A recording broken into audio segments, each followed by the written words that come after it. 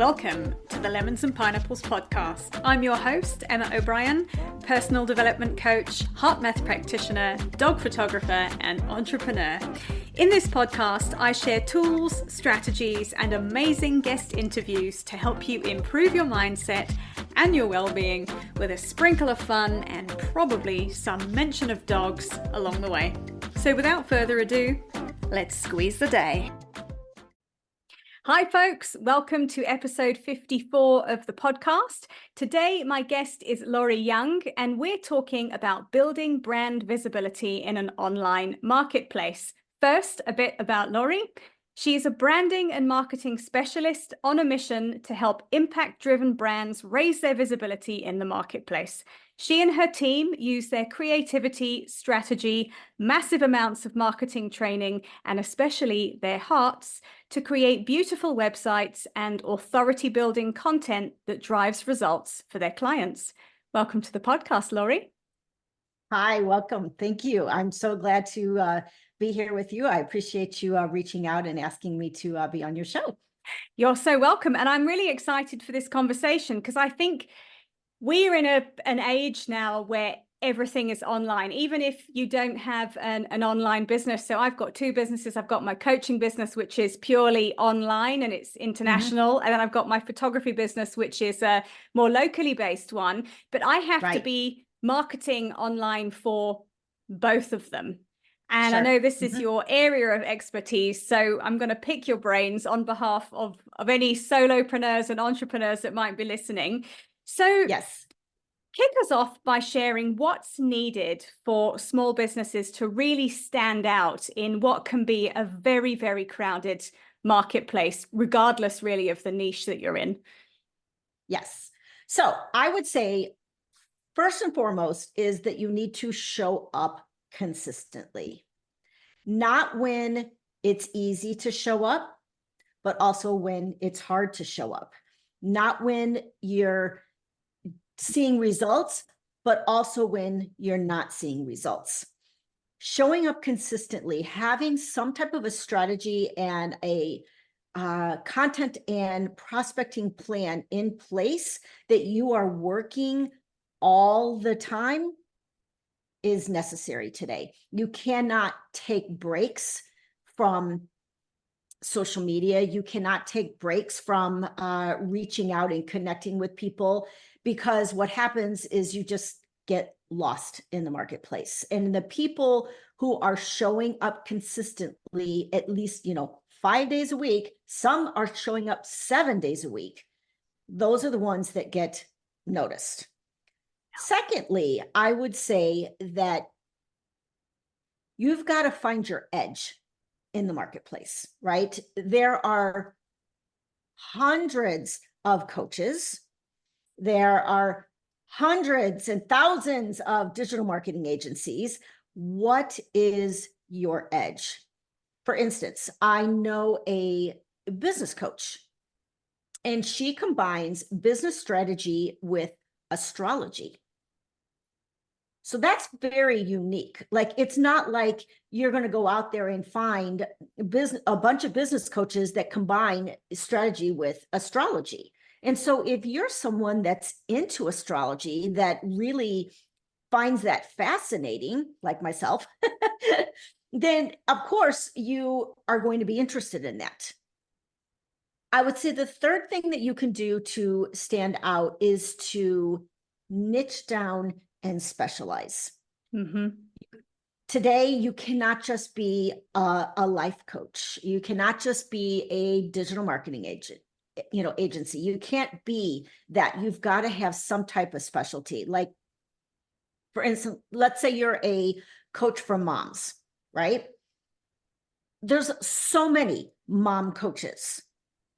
And if you can specialize and say, I'm a coach for moms with children on the autism spectrum, for instance, you are going to get a lot more attention because you become a specialist in that. And everybody wants to work with a specialist, right? They want to know that you get them 100%, right? And so they're going to lean on someone that knows them inside and out and has specialty tools and ideas and everything else to deal with their specific problem. Mm-hmm. Yeah, I think that's such valuable advice you've just shared there. And what I hear with the edge bit is really that is about tapping your own unique gifts that you offer and tapping your own authenticity and being brave enough to say, I'm a business coach and I specialize in astrology. One of the things I do is, and I've kept it quite quiet, so this is an interesting conversation to have to give me a bit of a kick in the right direction, is I love coaching with tarot cards. Okay. But I don't do it very often, and it's not really something I advertise because, you know, I kind of sit with, oh, are people going to think I'm weird?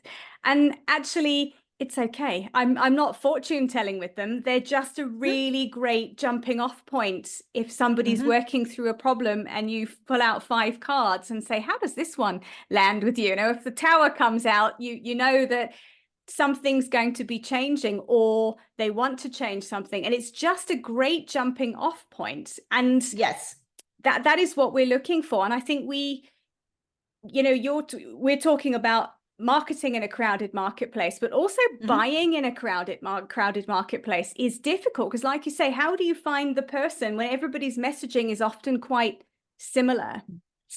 Exactly.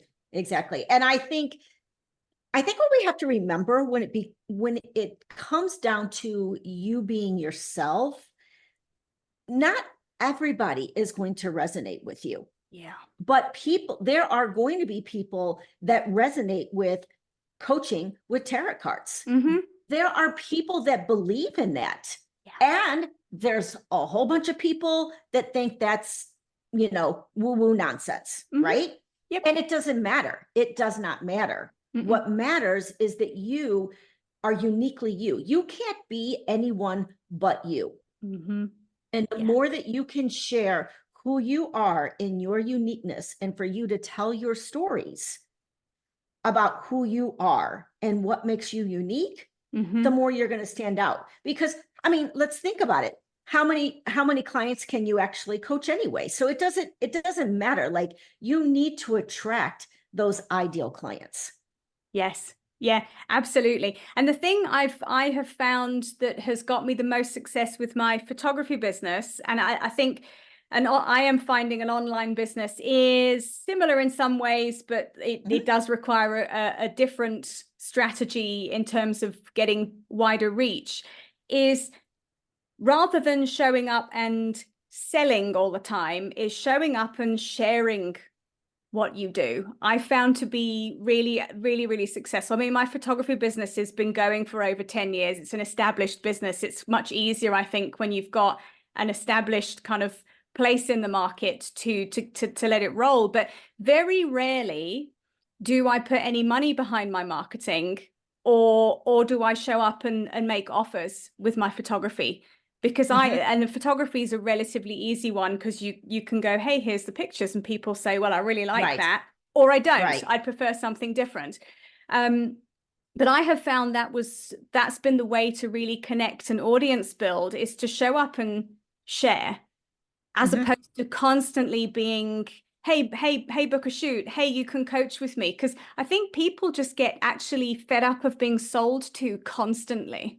Yes, I agree. They definitely do. And one of the things I like about, I mean, I think your photography business is a great example of like niching down. You could be a photographer for anything. Like, oh, I do weddings and I do family photo shoots and I do X and I do, but no, you're a dog photographer, which I love. And I'm telling you, there's a lot of people out there that love their dogs. Yes. And they are like humans in their family. Yeah.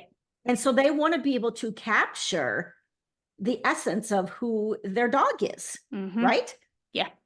Yeah. And so it speaks to what you said about going back to the life coaching for mums with children on the autism spectrum, is you kind of tap, you're saying what you're doing, but you're tapping that specialty. And the one thing I have found with specializing in dog photography is I'll often have people will say to me, you're going to think I'm really stupid, but you know, we treat our dogs like our children, and it's somehow for them, they feel like they're going to be shamed, and then they come to me, who's like, well, I also treat my dogs like my children, and it's almost creates this welcoming, safe space for them to go, oh, okay, she gets it. If the dog doesn't behave, she doesn't care. And then it makes for a really beautiful experience for the client. And I think there's you know, that phrase, you can be jack of all trades and master Jane of none. Jane of none. Jane there of we none. go. Jane of none. And who wants that, unless you're looking to have a very average service, which most people I think don't want. Yes, that's true. You can't have an average service today. No. Like, you really can't. You've got to stand out in some way, shape, or form. Mm-hmm. So when it comes to, for anybody who's an entrepreneur listening and thinking this is great, you know, I've got my niche and I'm showing up and I'm doing all the things, but there, as a business owner, it can be very intimidating, I think, because you can sit and go, but look how many other people there are out there doing a similar thing to me. If you start looking at dog photographers, there are a lot of them. We might sound like I'm unique here. I'm not. There's loads of them. So how can a small business really differentiate from their competitors? Mm-hmm. So one of the things we already talked about, and that is to be 100% you, right? To be uniquely you, and to stop following everyone else. Like, we have a tendency to, you know, if you're a dog photographer, you go look at other dog photographers sites, right? And you're like, oh, wow, she's so, you know, she has so many followers, and like, why don't I have that many followers? And we start comparing ourselves to other people, and in the process, we lose ourselves. We lose what makes us unique. I completely agree with that. And I one of the pieces of advice I often give to business coaching clients is, if people trigger you and you're in a similar industry, just don't look at what they're doing. Right. Exactly. And I think a lot of people are afraid to let their personality shine and to let people in to their world. So again, how much you share of yourself is very individual, right? But you've got to decide, are you totally hiding, right? And not sharing anything about yourself so that nobody is able to connect to you? Are you afraid of certain aspects of yourself? And I'll give you an example. Like, I am a gay woman, and I can guarantee you there are hundreds of thousands, if not millions, of people that are totally against it. And I've seen it. I've seen the hatred online, you know, against gay people, and it's sad. It's so sad. But you know what? This is who I am.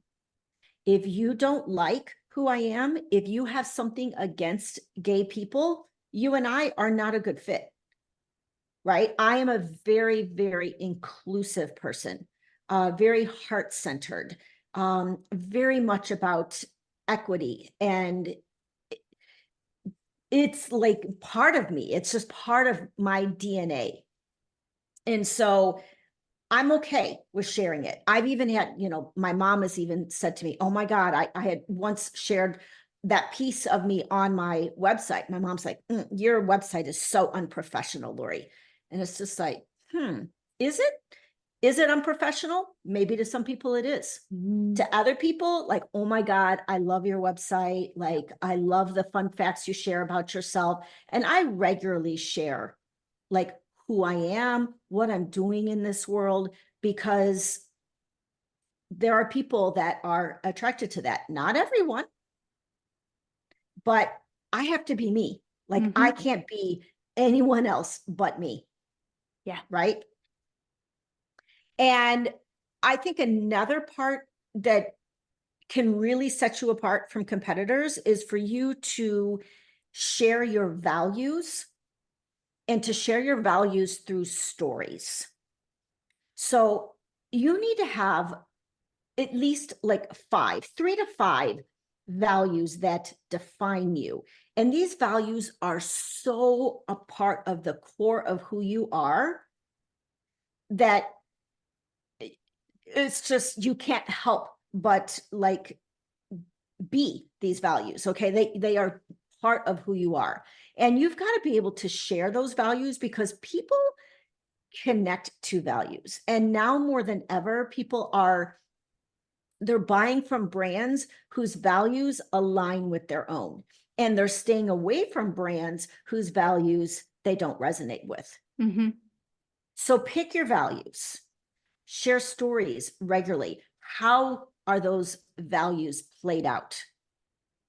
Like for instance, one of my values is communication.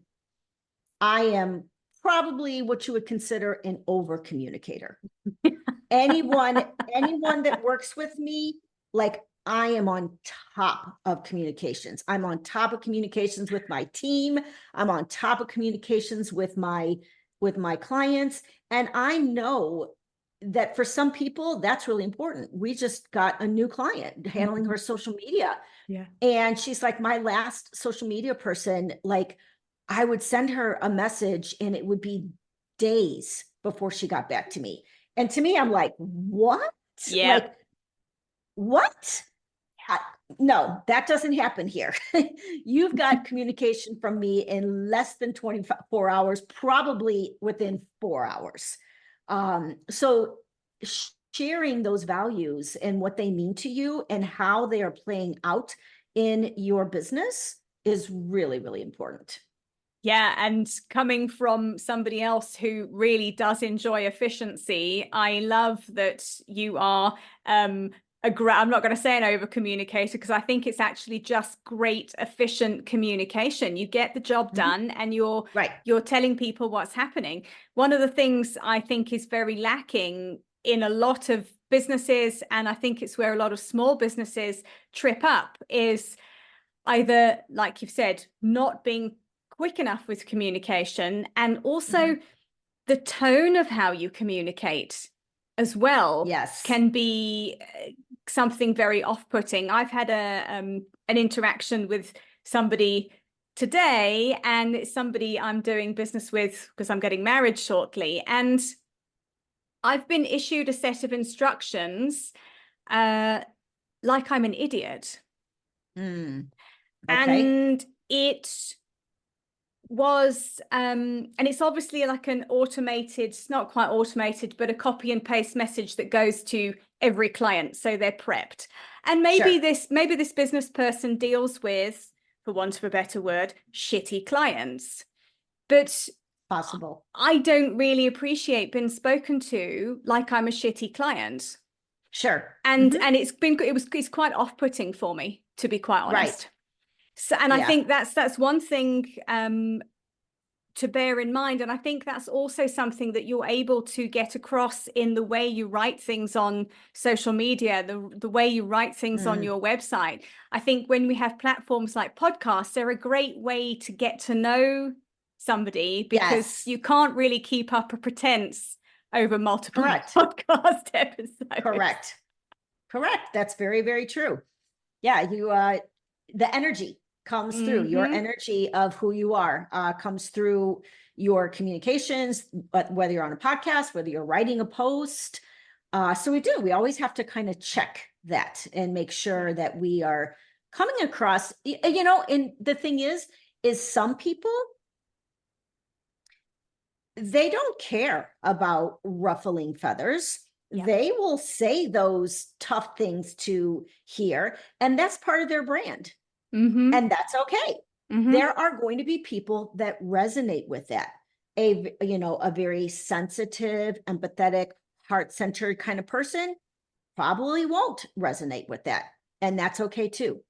Yeah, absolutely. And that's why it's so important The other thing I wanted to say that I think is really, really important for standing out against your competitors is to don't be afraid to challenge the status quo.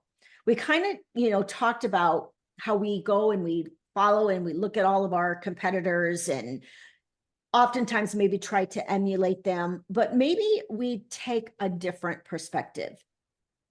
Don't be afraid to say something that people might go because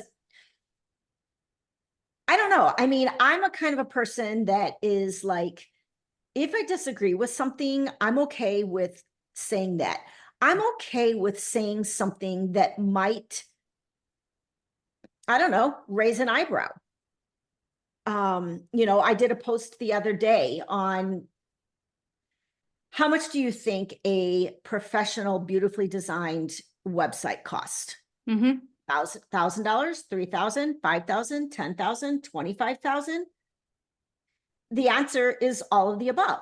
Yep. But who I'm talking to is the people who think that the do-it-yourself website is the way to go, or the $1,000 website is the way to go.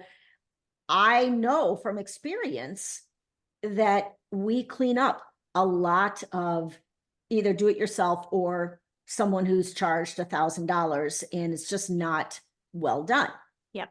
And for some people, especially maybe people who've got a do-it-yourself website, or especially people that have paid $1,000 or people that are charging $1,000 for a website, they might not like what I'm saying.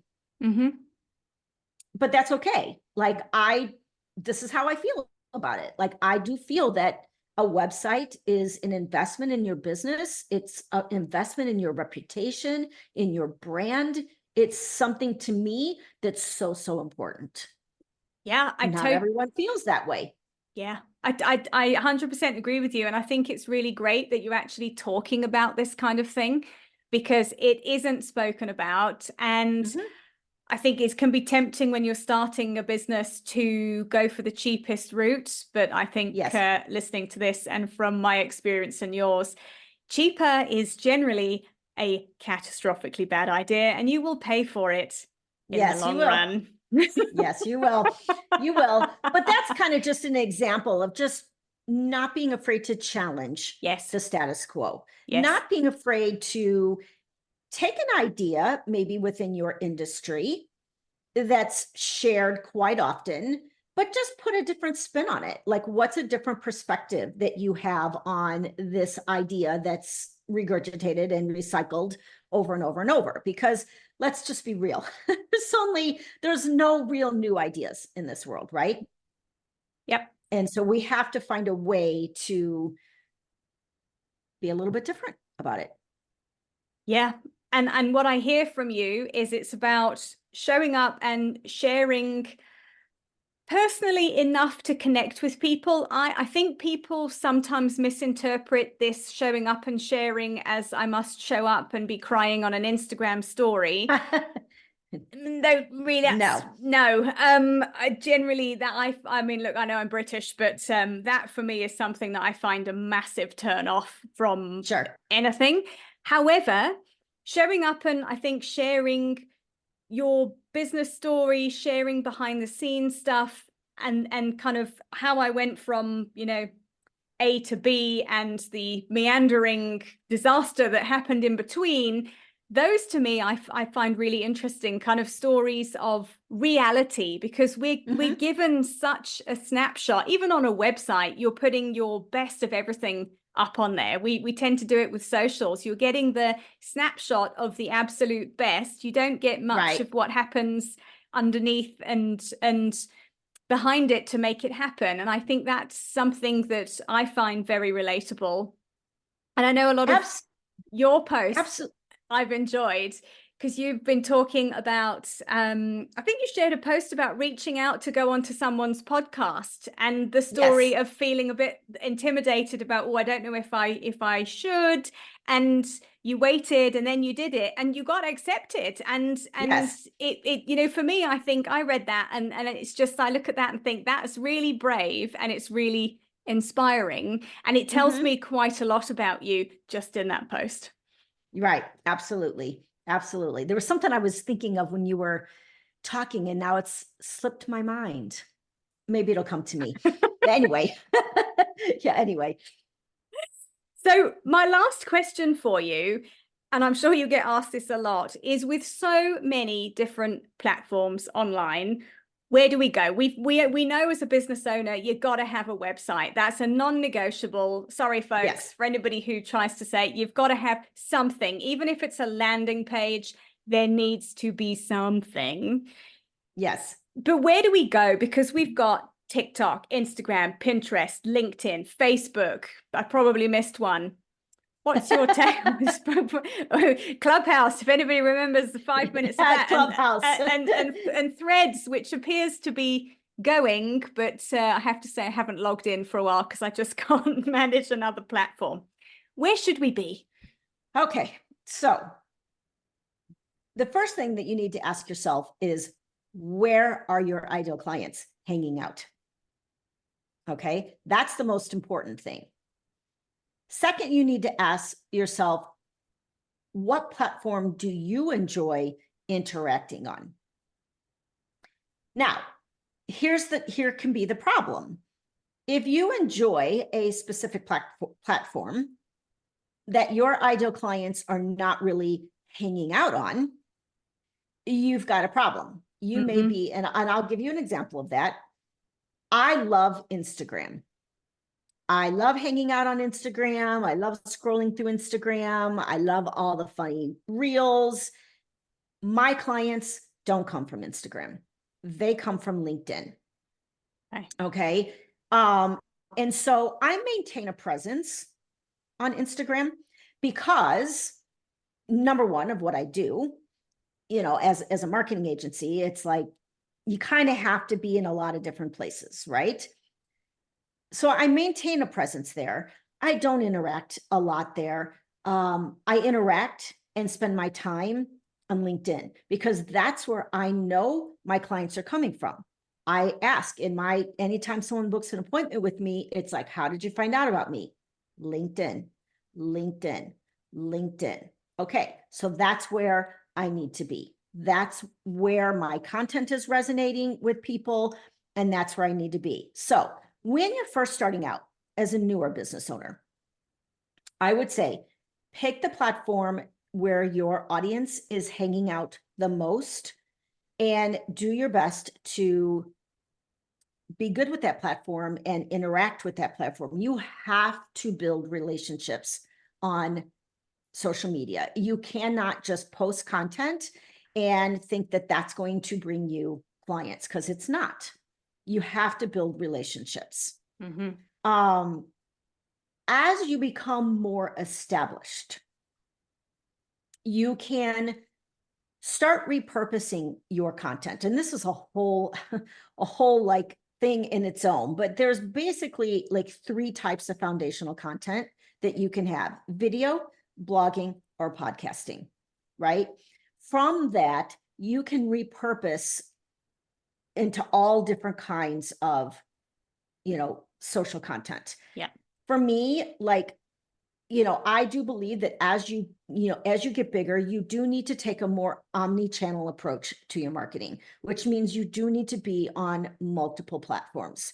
For me, I'm a podcast host. And so I take my podcast, it's a video podcast, so I'm on YouTube. It's an audio podcast also, so I'm on podcast platforms. From there, I repurpose into a LinkedIn article, into video clips, audiograms, quotes from the episode. And that goes out on, the different platforms: Instagram, Facebook, LinkedIn. Those are the 3 primary ones that I'm on. And YouTube, of course. So I really think that if you're just starting out, you need to just pick a single platform and get consistent. Yeah. Start building relationships, start seeing, are people resonating with your content? Is your following growing? Are you getting engagement? And build relationships. And if you find success, after, 9 months or so, fantastic, stay there. You can always branch out later. Yeah. But in the beginning, stick with one platform. Don't get so overwhelmed with all of the different platforms. As you continue to grow, then you can reach out to different platforms. Or if a particular platform is just not working for you, for me, it was Instagram. I was just beating my head against a wall. I'm like, what is going on? And I'm still reminded today, like, this is not where my people are. They're just not on Instagram. Yeah. And so, like I said, I maintain a presence there, but I put zero energy there. Yeah. I put all my energy into LinkedIn. So even though I'm on multiple platforms, my focus is on one platform. Yes. And I think that's really, really good advice. And the one thing I have found, because I'm also, my photography business is, I've got a Facebook page with like 16,000 followers on there. So it kind of started on there.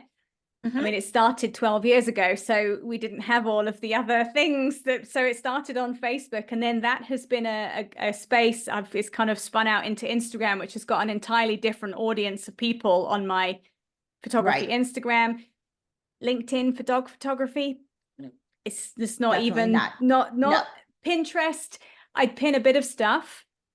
TikTok, I've done nothing because I can't manage too many platforms. But I think with things like, I use Later for multi-scheduling across all the platforms, and I'll repurpose the same, like an audiogram from my podcast. I'll just spit it out in an auto post everywhere. So I think things like Later and Planoly and these reposting apps are super useful. So you're not having to go in and hand publish everything all the time, because it is, social media can become a full-time job.